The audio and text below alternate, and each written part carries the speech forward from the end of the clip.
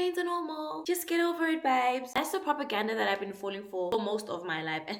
Don't get me started. Why are we normalizing that, by the way? And why did no one accurately tell us about the growing pain becoming a woman, the constant fatigue, the endless cramping, that I can't get out of bed first day of my period every single month? This was my reality for most of my teenage. In fact, I started my period at 12, so that's not even a teenager yet. For most of my teenage adult life, I accepted that part of my biological experience as a woman meant that for the first 3 days of my period, I was going to be in excruciating pain. And I had to live with it, right? Because my mom went through it, my sisters are going through it, friends went through it. We were all predestined, okay? We pretty much. But one day I woke up and I was just like, no, I didn't eat the fruit, thanks. My name is not Eve, thank you. I'm not gonna live the rest of my life in pain for something that I didn't do. At that point, I changed my relationship with my periods. I changed how I saw my periods. I changed everything about my life. Fixing my period fixed my life, and it can also fix yours. But in order to treat the issue, we gotta run it back, okay? Like, what happened? When I also reflect on my childhood, one thing in particular definitely does stand out, and it was my love for ice cold drinks. I would drink a glass of ice water just before going to bed because it helped me sleep. I just couldn't sleep. During the day, I was no better. It was my craving for ice cold drinks, Coke, ice cream, frozen slushy, whatever the case may be. I ate it, I drank it, I ate it, I did it. I was also very active. I was always involved in some kind of sport, whether it be netball, sprinting, tennis, whatever the case may be. I was always there. And so looking from the outside in, I looked like a fairly healthy child. I am a fairly healthy child. And so it really came as a shock to me that every single month, my periods felt almost debilitating. And it's even worse if they caught me at school, because there was no way that I was going to focus the whole day with no painkiller in sight. And so I always had to go to the sick bay. And unfortunately, not all caretakers met that with compassion. I remember a teacher of mine in high school said to me something along the lines of, you know, girls really like to pretend that the periods are gonna kill them. I'm just like, looking back, that made me question whether I was actually in pain. It made me question my body. It made me question my own experience. That was quite a sad experience, and it definitely engineered a perspective in me that firstly questioned whether my menstrual health was a thing or period pains was a thing. And eventually, I guess everyone took it as normal. Pains are pains, get over it. Every month, women are expected to push through the pain, pop a painkiller, get on with it.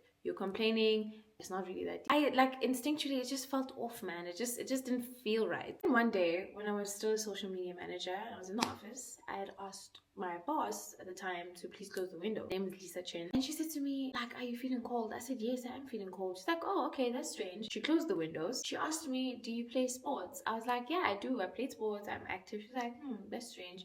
She asked me, do you drink a lot of cold beverages? I'm like, actually, I do. She's like, what about your eating habits? I'm like, oh, there were so many questions that came at me that I felt, oh, I didn't realize that these were things that I was supposed to pay attention to. And that's when she proceeded to explain Chinese medicine habits. I was just like, oh, traditional Chinese medicine habits. I was just like, what I discovered completely transformed the way that I relationshiped with my menstrual cycle and my own body. And some of the changes that I even had to make were fairly simple and healed my menstrual pain. Now, if you went through the same period discomfort the way that I did, this is gonna change your life. Now, just as a disclaimer, I'm not a doctor, okay? So take what I say, pinch of salt. Let's get into it. These are 5 things that I do every single month to help heal my body from the inside out.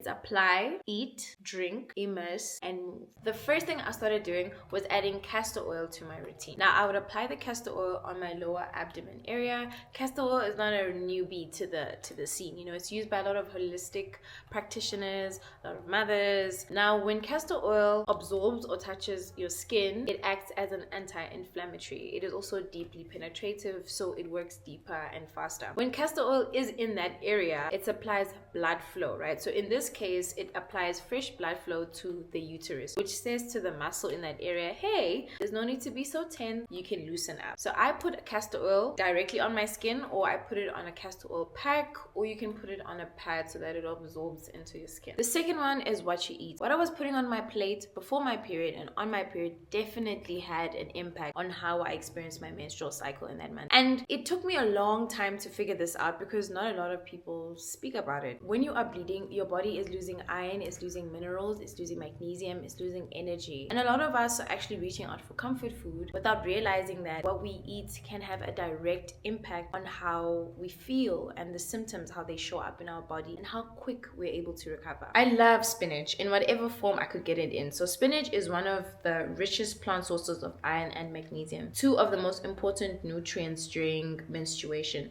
I would eat it as a meal, as a side, even blend it as a juice if I have to. The second one is beetroot pasta. Now this is a recent one I've added into my routine, and surprisingly it did taste good. Beetroot is a blood builder.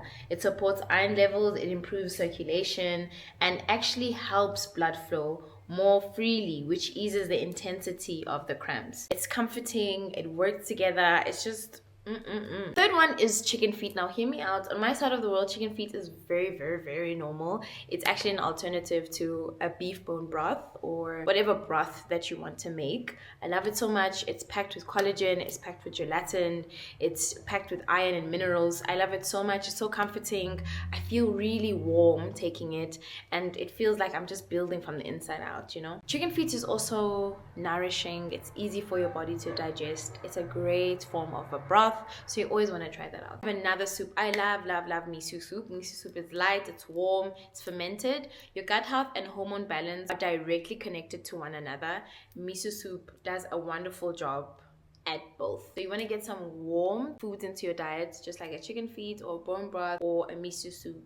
Very helpful. Third one is what I drink. Right now I'm having a hibiscus tea. Hibiscus is such a powerhouse. She's literally the girl she thinks she is. Hibiscus tea is also rich in iron, can reduce muscle spasm, improve circulation in the body also. The color red also tells you something. It is packed with powerful antioxidants and can help fight inflammation throughout the body. Now whether it's hot or cold, it's still fine. Most of us are not even drinking enough water, let alone the right things on our period. Sometimes you're even feeling tired, you want to reach out for caffeine, which is a no-no because caffeine depletes magnesium. And remember, we need magnesium in order to, you know, relieve yourself from the cramping. So taking coffee during this period also makes the cramping even worse. So I've also swapped out coffee for a couple of teas like goji berry. Goji berry with dates, licorice, and apples makes for a really warm broth, and I drink this throughout my cycle. Goji berries are rich in iron and antioxidants. Dates give you that natural energy and also ease muscle fatigue. You add licorice root to that and you have an anti-inflammatory and hormone balancing. All of this comes together to absorb so well in the body. Every ingredient in this cup is doing just that thing for you. The last one is spinach juice. Spinach juice is packed in iron, packed in magnesium, and it is a nice way just to get all the lovely nutrients into your body. So you want to think about adding something to drink into your routine also. Ideally it would be warm, so maybe you would have the ratio between hot and cold 2:1. The fourth one is movement. Now this changed my relationship with my body completely. Again, if you think about cycle syncing, your body works differently at every phase of the month. I used to push at the gym, I used to push in life even when I'm on my period. And one thing I didn't realize is that your hormones are at a different state completely during your menstrual cycle. You don't have energy, you're depleted. Like we said, you're losing minerals, you're losing iron. You need to rest during this period. And my relationship with rest has completely changed. My relationship with movement on my period has completely changed. It's not easy though. Sometimes I do feel guilty not moving my body as consistent as I would like to, and especially if my period is around the corner. I'm always, you're trying to make up for lost time sometimes, but during my period I'm always like, you know what, it's okay, just rest and you can revise the training the following week. Example, during your menstrual cycle, consider taking more gentle, intentional moves like slow walking, light stretching, breath work, movement that brings blood flow without any force. Your menstrual phase is a low energy inward phase. The most powerful thing you can do during this time is not to push hard. It is to honor what your body is actually asking from you. movement that feels good, rest that doesn't feel guilty, rest that is guilt-free, and a body that is listened to. Lastly, you want to immerse yourself in some kind of body care ritual. I love, love, love body care rituals. My favorite ritual when it comes to my menstrual cycle is Epsom salt and apple cider vinegar baths. Epsom salt is a magnesium sulfate, and I'm sure I've spoken so much about magnesium in this video, you guys are tired.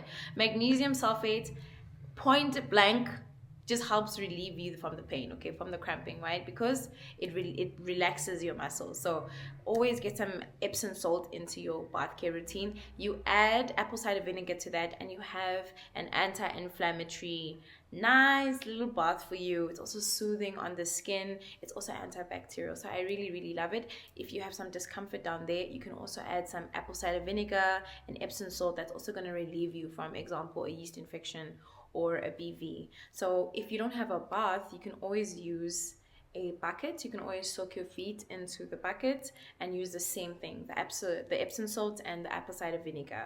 The feet have the largest pores in the body, and it's also a point of contact into the body. So if you don't have a bathtub, you can always put your feet inside, and it works just as well. Together, these two ingredients create a very therapeutic experience for your body. You can do this for about 20 to 30 minutes, as long as you want to, really. So these are the 5 things that I do during my period to help manage the cramps, to help get rid of the period pains. It's immersing, it's applying, it's eating, it's drinking, and it's moving with intention. You're not gonna just solve everything with one product, one routine. It's an entire paradigm shift. It's your approach to your period leading up and during your period, and even after. These are all things that are available to you in whatever capacity. You're always able to swap and change, you know, whatever you can, whether it's eating, whether it's drinking, whether it's the way that you move. I hope this video helped you to rethink your period and to have a better relationship with your menstrual cycle. I'll see you in the next video. Bye.